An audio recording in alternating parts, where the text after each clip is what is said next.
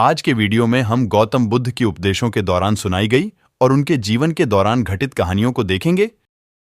तो शुरू करते हैं पहली कहानी के साथ। बुद्ध को एक सभा में भाषण करना था। जब समय हो गया तो बुद्ध आए और बिना कुछ बोले ही वहां से चल गए। तकरीबन 150 के करीब श्रोता थे। दूसरे दिन तकरीबन 100 लोग थे, पर फिर उन्होंने ऐसा ही किया, बिना बोले चले गए। इस बार 50 कम हो गए। तीसरा दिन हुआ, 60 के करीब लोग थे। महामानव बुद्ध आए, इधर उधर देखा और बिना कुछ कहे वापस चले गए। चौथा दिन हुआ तो कुछ लोग और कम हो गए, तब भी नहीं बोले। जब 5वां दिन हुआ तो देखा सिर्फ 14 लोग थे।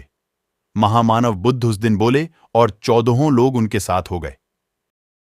किसी ने महामानव बुद्ध को पूछा, आपने 4 दिन कुछ नहीं बोला, इसका क्या कारण था?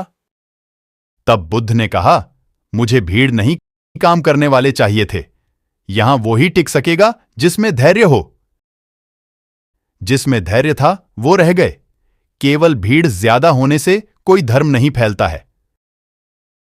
समझने वाले चाहिए, तमाशा देखने वाले रोज इधर उधर ताक झाक करते हैं।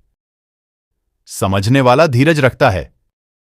कई लोगों को दुनिया का तमाशा अच्छा लगता है। समझने वाला शायद 1000 में एक ही हो, ऐसा ही देखा जाता है। दूसरी कहानी। ये कहानी एक जिज्ञासु बच्चे पर है। एक लड़का अत्यंत जिज्ञासु था। जहां भी उसे कोई नई चीज सीखने को मिलती, वह उसे सीखने के लिए तत्पर हो जाता।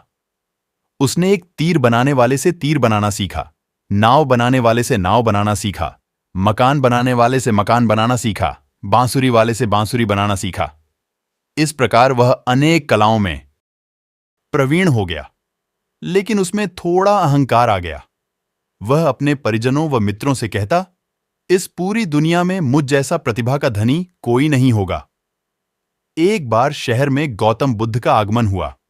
उन्होंने जब उस लड़के की कला और अहंकार दोनों के विषय में सुना, तो मन में सोचा कि इस लड़के को एक ऐसी कला सिखानी चाहिए जो अब तक की सीखी कलाओं से बड़ी हो। वे भिक्षा का पात्र लेकर उसके पास गए। लड़के ने पूछा, आप कौन हैं? बुद्ध बोले, मैं अपने शरीर को नियंत्रण में रखने वाला एक आदमी हूं। लड़के ने उन्हें अपनी बात स्पष्ट करने के लिए कहा।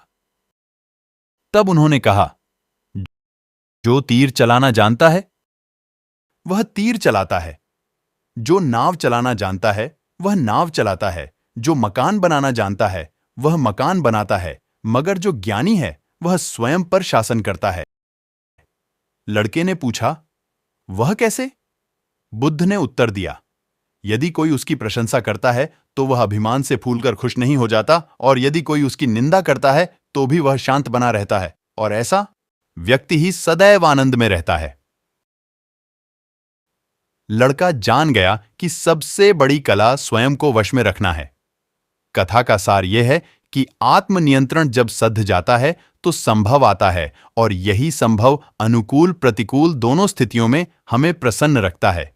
बुद्ध की तीसरी कहानी। एक किसान था। वह एक बड़े से खेत में खेती किया करता था। उस खेत के बीचों बीच पत्थर का एक हिस्सा जमीन से ऊपर निकला हुआ था, जिससे ठोकर खाकर वह कई बार गिर चुका था, और ना जाने कितनी ही बार उससे टकराकर खेती के औजार भी टूट चुके थे। रोजाना की तरह आज भी वह सुबह सुबह खेती करने पहुंचा, पर जो सालों से होता आ रहा था, एक वही हुआ। एक बार फिर किसान का हल पत्थर से टकराकर टूट गया। किसान बिल्कुल क्रोधित हो उठा, और उसने मन ही मन सोचा कि आज जो भी हो जाए वह इस चट्टान को जमीन से निकालकर इस खेत के बाहर फेंक देगा। वह तुरंत भागा और गांव से 4-5 लोगों को बुला लाया, और सभी को लेकर वह उस पत्थर के पास पहुंचा। मित्रों, किसान बोला, ये देखो, जमीन से निकले चट्टान के इस हिस्से ने मेरा बहुत नुकसान किया है, और आज हम सभी को मिलकर इसे जड़ से निकालना है और खेत के बाहर फेंक देना है। और ऐसा कहते ही वह फावड़े से पत्थर के किनार वार करने लगा। पर यह क्या? अभी उसने 1-2 बार ही मारा था कि पूरा का पूरा पत्थर जमीन से बाहर निकल आया।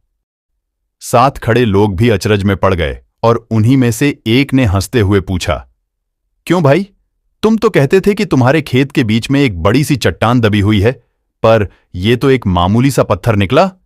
किसान भी आश्चर्य में पड़ गया। सालों से जिसे वह एक भारी भरकम चट्टान समझ रहा था, दरअसल वह बस एक छोटा सा पत्थर था।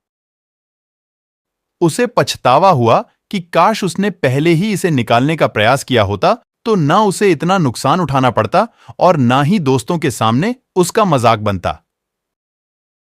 दोस्तों, इस किसान की तरह ही हम भी कई बार जिंदगी में आने वाली छोटी छोटी बाधाओं को बहुत बड़ा समझ लेते हैं और उनसे निपटने की बजाय तकलीफ उठाते रहते हैं। जरूरत इस बात की है कि हम बिना समय गंवाए उन मुसीबतों से लड़े, और जब हम ऐसा करेंगे तो कुछ ही समय में चट्टान सी दिखने वाली समस्या एक छोटे से पत्थर के समान दिखने लगेगी, जिसे हम आसानी से ठोकर मारकर आगे बढ़ सकते हैं। गौतम बुद्ध अपने शिष्यों को इस कहानी के माध्यम से जीवन के गूढ़ रहस्य को समझाया। धन्यवाद दोस्तों, आशा करते हैं आपको कहानी अच्छी लगी होगी। मिलते हैं अगले वीडियो में।